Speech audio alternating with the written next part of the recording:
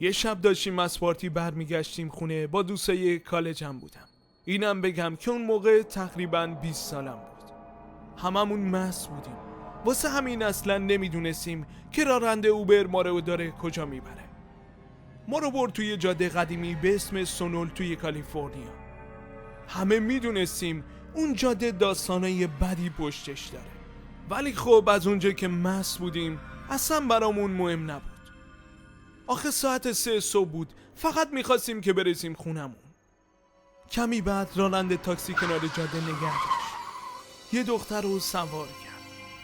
دختر نشست رو صندلی پشتی و گفت که اسمش مریه. قلبمون وایساد وقتی دیدیم چه لباسی تنشه.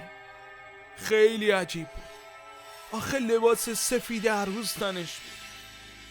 بعدش هم گفت همسر شب عروسی ولش کرده و 3 ساعت تو جاده منتظری ماشین بوده که برسونتش به خونه، ولی چون دیر وقت بوده ماشینی پیدا نمی کرد.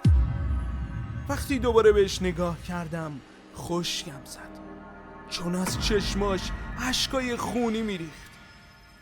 توی گوش دوستم جریان مری رو گفتم. بهش گفتم این ماجرا تو همین جاده داره اتفاق میفته و اون دختر ممکنه که روح باشه. وقتی جملم تموم شد از آینه جلوی ماشین با چشمای بزرگ و براق بهم نگاه کرد و پرسید دارین درباره من صحبت میکنین؟ قلبم دوباره وایساد.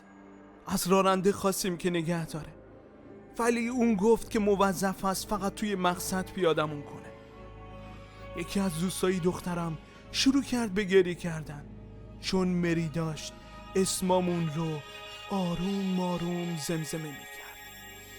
وحشت کرده بودیم، هیچ کدوممون اسممون رو بهش نگفته بودیم. همه تو ماشین داشتن گریه میکردن به جز من.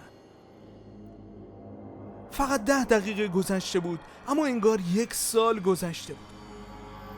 کمی بعد هوا روشن شد و دیدم هیچ کس رو صندلی عقب نیست. اون رو شب حضور داشت و اما با اومدن صبح ناپدید شده بود.